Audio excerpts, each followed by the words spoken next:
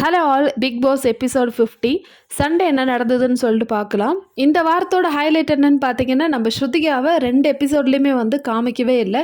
யூஸ்வலாக சல்மான் வந்தாங்கன்னா ஸ்ருதிகா வச்சு கலாய்ப்பாங்க, அர்ஜுன் பேங்காக்ல இருப்பாரு சொல்லுவாங்க, இந்த மாதிரி கலாய்ச்சிட்டு இருப்பாங்க. ஆனால் இந்த வீக்கெண்ட் எஸ்பெஷலி சாட்டர்டேயும் சண்டேயும் ஸ்ருதிகான்னு ஒரு பேரை கூட வந்து அவர் வந்து உச்சரிக்கலன்னு சொல்லலாம். சல்மான் கேஷிஷ் கிட்ட கொஸ்டின் கேட்குறாங்க, ஏன் அது மாதிரி ஸ்ருதிகா கிட்ட கேட்கல.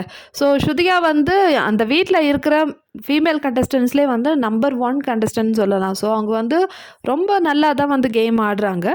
சரி, இப்போ நம்ம அந்த வீட்டில் இருக்கிற மற்ற கண்டஸ்டன்ஸ், அதாவது ஃபீமேல் கண்டஸ்டன்ஸ் வந்து கம்பேர் பண்ணலாம். புதுசாக வந்து அவங்கள விடுங்க. கேஷிஷ் அவங்க என்ன வந்து பண்ணுறாங்க, அவங்க எப்போவுமே வந்து இந்த விஜய் கூட சண்டை போட்டுட்டு இருப்பாங்க, இல்லைனா அவினாஷ் கூட. அதுக்கப்புறமேட்டு சாஹத் வந்து எப்போவுமே வந்து ஒரு அவினாஷ் சாஹத் அந்த ஒரு காம்போ போயிட்டுருக்கும். அப்புறம் விவின் கூட ஒரு சண்டை. அவங்க பேசுகிறது ஒவ்வொரு நாள் எபிசோடில் வர்றது கூட கிடையாது. ஆனால் ஸ்ருதிகா இல்லாத எபிசோடு கிடையவே கிடையாதுன்னு சொல்லலாம். ஈஷா, ஆலிஸ் இவங்க 2 பேரும் அவினாஷ் பின்னாடி சுற்றுவாங்க. ஷில்பா வந்து ஒரு 2, அதாவது விவின் இல்லைனா கரண், இவங்க 2 பேரை வச்சுட்டு ஒரு கேம் விளையாடி இருக்காங்க. சும் வந்து கரண் சொல்லிட்டு போயிட்டுருக்காங்க. ஸோ இதில் வந்து ஸ்ருதிகா தான் வந்து எல்லார்கிட்டையும் வந்து பேசி, எல்லார்கிட்டையும் ஃபன்னாக பேசி, அவங்க கேட்க வேண்டிய இடத்துல கேட்டு விளையாடுறாங்க. ஸ்ருதிகாவையும் மற்ற கண்டஸ்டன்ஸையும் கம்பேர் பண்ணும்போது யாருக்காவது ஒரு இண்டிவிஜுவல் ஒப்பீனியன் இருக்குது அந்த வீட்டில்? கிடையாது. ஸ்ருதிகா ஃப்ரெண்டாக இருந்தாலும் தப்புன்னா தப்புன்னு சொல்லுவாங்க. ஸ்ருதிகா கிட்ட இருக்கிற சின்ன ஒரு மைனஸ் பாயிண்ட் என்னென்னா, சும்மா வந்து ஃப்ரெண்டாக வந்து கன்சிடர் பண்ணியிருக்காங்க. அதனால சும் ரிலேட்டடாக ஏதாவது ஒரு இஷ்யூ வந்தால் ஸ்ருதிகா வந்து எப்போவுமே வந்து கன்ஃபியூஸ் ஆகிடுறாங்க. ஸ்ருதிகா வந்து ஒரு ஹியூமன் பீயிங் தானே, ராபர்ட் கிடையாது இல்லையா? ஸோ அவங்களுக்கும் வந்து இந்த மாதிரி கன்ஃபியூஸ் ஸ்டேஜஸ்லாம் இருக்கும். ஸோ அதை தவிர மற்ற படி பார்க்கும்போது ஸ்ருதிகா வந்து அந்த வீட்டில் வந்து சூப்பராக கேம் விளையாடுறாங்க. ஆனால் வேணுமுன்னே பிக் பாஸ் டீம் ஸ்ருதிகாவை கொஞ்சம் ரேட்டிங்ஸ் கம்மி பண்ணுறதுக்காக அவங்களுக்கு வந்து இம்பார்ட்டன்ஸ் கொடுக்காம இருக்காங்க. இந்த சீசன் ஸ்டார்டிங்கில் ஸ்ருதிகா வந்து சவுத் இந்தியாவிலேருந்து வந்த பொண்ணு, எஸ்பெஷலி தமிழ்நாட்டிலேருந்து முதல்ல ஒரு பொண்ணு வந்திருக்கா. ஸோ அவங்களுக்கு வந்து ஒரு இம்பார்ட்டன்ஸ் கொடுத்தா தான் வந்து தமிழ் ஆடியன்ஸ் பார்ப்பாங்கன்னு சொல்லிட்டு ஒரு ஹைப் கிரியேட் பண்ணாங்க.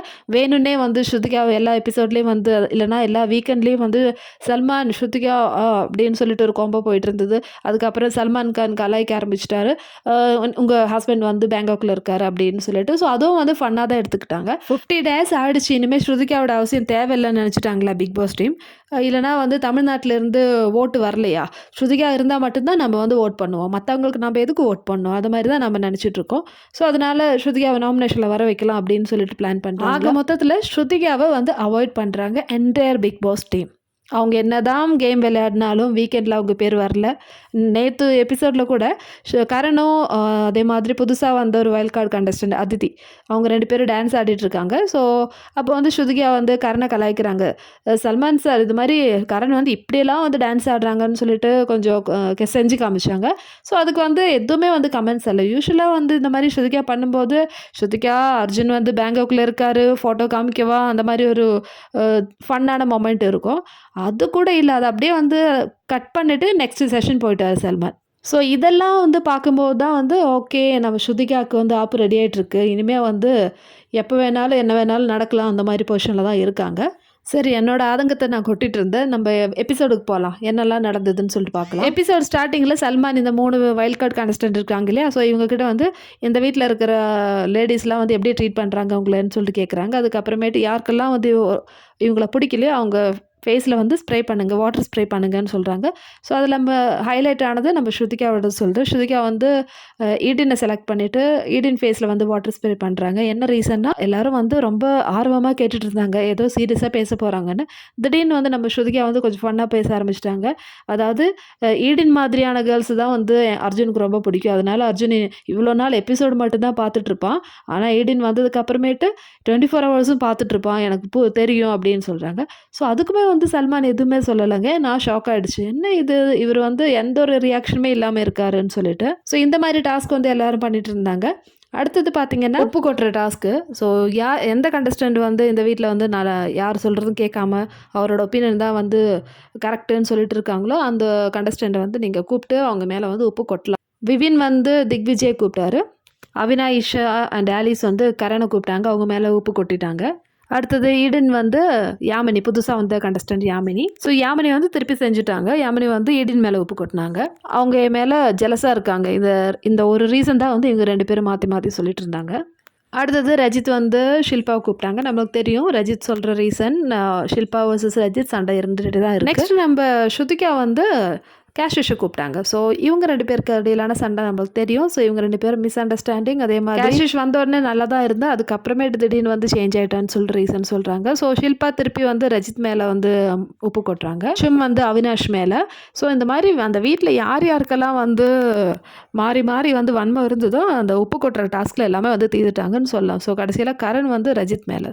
ஸோ இதோட இந்த டாஸ்க் முடிஞ்சிச்சு. ஸோ நிறைய உப்பு யாருக்கெல்லாம் கிடச்சிதுன்னு பார்த்தீங்கன்னா கரனுக்கு தான் கிடச்சிது. ஸோ அதுக்கு சல்மான் சொன்னாங்க, இந்த வீட்டில் எல்லாருமே வந்து சின்ன சின்ன விஷயங்கள் ரொம்ப பெருசாகவே எடுத்துக்கிறீங்க அப்படின்னு சொல்லிட்டு அந்த ஒரு டாஸ்க் முடிஞ்சிச்சு. இதுக்கு அப்புறமேட்டு எவிக்ஷன் டைம். ஸோ நேற்று வீடியோவில் நான் ஆல்ரெடி சொல்லியிருந்தேன், ஆலிஸ் தான் வந்து இந்த வாரம் எவிக்ட் ஆகிட்டாங்கன்னு சொல்லிட்டு.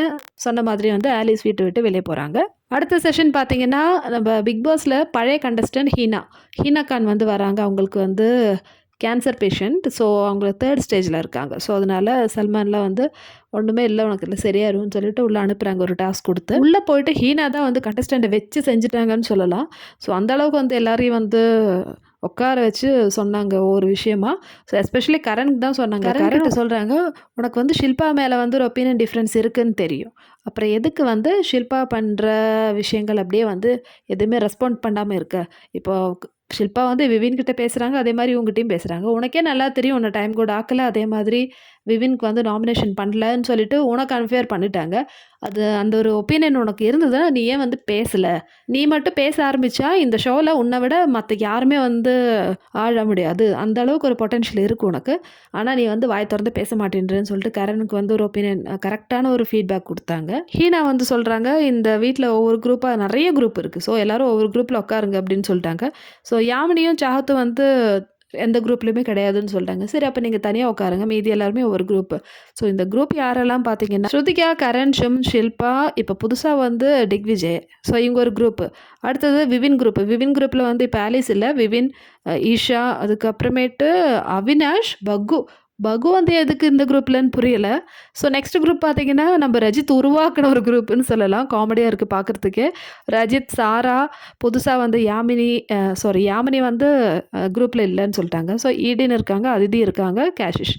ஸோ இவங்கெல்லாம் வந்து ஒரு குரூப். ஸோ ஒவ்வொரு குரூப்லேருந்து ஒவ்வொருத்தரை கூப்பிட்டுட்டு இதில் வந்து யார் ரோட்டன் ஒரு ரோட்டன் ஆப்பில் இருந்தால் கூட அந்த ஃப்ரூட்டே வந்து கெட்டு போயிடும். ஸோ யார் இதில் வந்து ரோட்டன் சொல்லிட்டு சொன்னாங்க. இப்போ கரண் குரூப் இருக்குன்னா அந்த கரண் குரூப்பில் யார் வந்து மற்ற ஃப்ரெண்ட்ஸ் கூட வந்து சிங்க் ஆகலை, இல்லைன்னா யார் வந்து பாய்சன், அதுதான் வந்து சொன்னாங்க. ஸோ அந்த பர்சனை உட்கார வச்சு அவங்க தலையில் வந்து ஏதோ ஊற்றுறாங்க. ஐ திங்க் ஆலோவேரா ஜெல் நினைக்கிறேன். ஒரு பலூனில் வந்து ஆலோவேரா ஜெல் போட்டு அதுக்கப்புறம் அந்த பலூனை வந்து உடச்சி தலை மேலே ஊற்றணும். சூப்பர் டாஸ்கில்.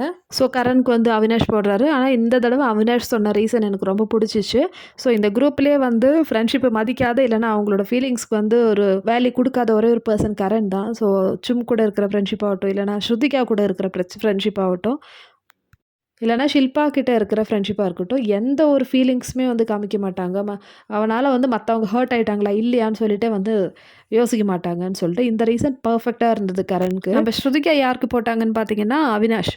என்ன ரீசன் சொன்னாங்கன்னா, நான் வந்து என்னோடய ஃப்ரெண்டு குரூப்பில் வந்து ஏதாவது ஒரு பிரச்சனை இருக்கும், நான் வந்து எல்லாருக்கூடயும் சண்டை போடுவேன். இப்போ ஷில்பா கூட சண்டை போட்டிருக்கேன், அதே மாதிரி கிட்ட, கரண் கிட்ட. ஸோ நான் வந்து என்னோட ஒரு பிரச்சனை தான் வந்து சொல்லிட்டு இருக்கும்போது உடனே வந்து நீ என்ன பண்ணுற, நானும் வந்து உன்னோட குரூப்பில் ஆட் ஆகிட்டேன், ஸோ இனிமேல் நடக்கிற டாஸ்க்லலாம் வந்து உன்னோட குரூப்புக்கு ஓட் பண்ணணும்னு சொல்லிட்டு நினைக்கிறேன், நீ அவ்வளோதான் இருக்கல, உன்னோட மெச்சூரிட்டி அவ்வளோதான்னு சொல்லிட்டு கலாய்ச்சிட்டு அவினாஷ் தலையில் பலூனை உடைச்சிட்டாங்க. ஸோ இந்த மாதிரி டாஸ்க் வந்து இப்படி தான் போயிட்டு இருந்தது. இதில் வந்து இந்த டாஸ்கில் ஹைலைட் ஆனதுன்னா ஷில்பாவோட ஒரு ஜென்யூனிட்டி வந்து ஹீனா வந்து சூப்பராக கேட்டாங்க. நீங்கள் வந்து விவின் கூட பேசுகிறீங்க, கரண் கூட பேசுகிறீங்க, ஆனால் மோஸ்ட்லி வந்து ஃபேவர் வந்து நீங்கள் விவின்க்கு தான் பண்ணியிருக்கீங்க. அதுக்கப்புறமேட்டு யார்கிட்ட நீங்கள் இருக்கீங்கன்னு கேட்டால் எனக்கு 2 பேரும் எனக்கு பிடிக்கும்னு சொல்கிறீங்க. இது எப்படி வந்து கரெக்டாக இருக்குது? ஸோ விவின் சொல்லட்டும், இதில் வந்து ஷில்பா வந்து யார் கூட இருக்காங்க? ஸோ விவின் சொல்கிறாங்க மோஸ்ட்லி வந்து கரண் கூட டைம் ஸ்பெண்ட் பண்ணுறாங்க, ஆனால் அந்த டைம் கோடில் எதுக்கு எனக்கே கொடுத்தீங்கன்னு நானே அவங்கக்கிட்ட கேட்டேன். அப்போ வந்து கரண் வந்து இப்போ ஆவலை, அந்தளவுக்கு வந்து இந்த டைம் கூட ஆகிறதுக்கான ஒரு மெச்சூரிட்டி அவனுக்கு வரல, அதனால தான் உனக்கு கொடுத்தேன்னு சொல்லிட்டு. இது கேட்ட உடனே ஷில்பா ஷாக் ஆகிட்டாங்க. ஐயோ நம்மளோட கேம் பிளான் இவன் உடச்சிட்டானே அப்படின்னு சொல்லிட்டு. ஆக்சுவலி இதுதான் வந்து ஷில்பா. இந்த ஒரு ரீசன் கேட்டு கரண் கூட ஷாக் ஆகிட்டாரு. ஸோ அப்போ கூட ஷில்பாக்கு கிட்ட சப்போர்ட் பண்ணிட்டு இருந்தார். மேபி அவங்க விவின்க்கு ஒரு சான்ஸ் கொடுத்து தான் இருக்கலாம் அப்படின்னு சொல்லிட்டு. ஸோ எனவே ஷில்பாவோட இந்த ஒரு திங்கிங் வந்து கரெக்டாக இல்லைன்னு சொல்லிட்டு ஹீனாக்கன் வந்து வெளிப்படையாக சொல்லிட்டாங்க. உங்களுக்கு யாருக்காவது பிடிக்கலன்னு சொல்லுங்கள், எதுக்கு அவங்கக்கிட்டேயும் இருக்கேன் இவங்கக்கிட்டேயும் இருக்குது அப்படின்னு சொல்லிட்டு சமாளிச்சிட்ருக்கீங்க, நாங்கள் பார்த்துட்ருக்கோம் என்ன நடக்குதுன்னு எங்களுக்கு தெரியும். அடுத்ததா ஹீனா கேட்டாங்க, ஒவ்வொரு குரூப்லேயும் ஒருத்தவங்க இருக்காங்க. இந்த குரூப்பில யார் டூப்பு அப்படின்னு அந்த மாதிரி ஒரு கொஸ்டின் கேட்டாங்க. ஸோ நம்ம கரனோட டீமில் வரும்போது ஸ்ருதிகா ஆன்சர் பண்ணாங்க. ஸோ அதுக்கு வந்து நீங்க வந்து சும்மா இல்ல you are not sim right. So சும்மா ஆன்சர் பண்ணட்டுன்னு சொல்லிட்டு ஸ்ருதிகா ஆஃப் பண்ணி விட்டாங்க. இப்போ தெரியுதா மக்களே?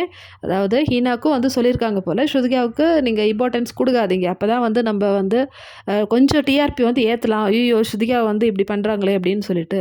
ஸோ நம்ம தமிழ் மக்கள வச்சு விளையாடுறாங்க. சரி பார்த்துக்கலாம். இந்த டாஸ்க்ல கரண் குரூப்ல இருந்து திக்விஜய் தான் வந்து குரூப்ல டூப். அடுத்தது ரஜித் ஒரு கேங்குன்னு சொல்லிட்டு போய் உட்காந்துருக்காருல, அந்த கேங்ல வந்து ரஜித் தான் வந்து வார்டு 1 இருக்காங்கன்னு வந்து சொல்லிட்டாங்க. அவங்க குரூப்ல இருந்து ஒருத்தர் சொல்லணும். அடுத்து பார்த்தீங்கன்னா, பக்கு தான். அது ரொம்ப காமெடியா இருக்கு. ஸோ பாகா வந்து கண்டிப்பா புதுசா இருக்குது. பார்க்கறதுக்கே ஆக்வர்டா இருக்கு அப்படின்னு சொல்லிட்டாங்க. ஸோ இந்த டாஸ்க் எல்லாம் முடிஞ்சு எல்லாரும் வந்து ஹீனாக்கு வந்து விஷ் பண்றாங்க. நீங்க எல்லாமே சரியாயிரும். எல்லாரும் வந்து ஆல் தி பெஸ்ட் சொல்றாங்க. ஸோ அவங்கள அனுப்பி விடுறாங்க. சல்மான் போயிட்டாரு இதுக்கு முன்னாடியே. ஸோ ஹீனாவும் கிளம்பியாச்சு. இதுக்கு அப்புறமேட்டு ரஜித்தும் கரணும் வந்து பேசிட்டு இருக்காங்க. ரஜித் பேசும்போது கரண் வந்து ரஜித்தை பேட்டான்னு சொல்லிட்டு கூப்பிட்டாரு. நீ வந்து அப்படி கூப்பிடாத. உனக்கு ஏதாவது என்கிட்ட சொல்லணும்னா நீ வந்து டைரக்டாவே சொல்லிரு அவ்வளோதான் அப்படின்னு சொல்லிட்டு சொல்றாங்க. அதுக்கப்புறம் கரணும் விவினும் வந்து கொஞ்சம் பேசிட்டு இருக்காங்க. ஸோ அதாவது கரண் வந்து பொங்கி எழுந்துட்டாரு. அதுதான் வந்து நம்மகிட்ட காமிக்கிறாங்க. லைட் ஆஃப் ஆயிடுச்சு. ஸோ எல்லாரும் வந்து படுத்துட்டு பேசினே இருக்காங்க. சும்மா கரண் வந்து ஹக் பண்றாங்க. ஸ்ருதிகா ஆல்ரெடி தூங்கிட்டாங்க. சரி நாளைக்கு பார்க்கலாம்னு சொல்லிட்டு போறாங்க. Next Isha and Avinash. Alice we miss you ஆலிஸ்லாம் சொல்லிட்டு அவங்க படுக்குறாங்க. ஸோ அதோட எபிசோடு முடியுது மக்களே. மேக்ஸிமம் பாயிண்ட்ஸ்லாம் நான் கவர் பண்ணிட்டேன்னு நினைக்கிறேன். ஸோ இந்த வீடியோ பிடிச்சிருந்தா சேனல் லைக் பண்ணுங்கள், ஷேர் பண்ணுங்கள், அண்ட் சப்ஸ்கிரைப் பண்ணுங்கள். ஸோ இதே மாதிரி அடுத்த வீடியோவில் பார்க்கலாம்.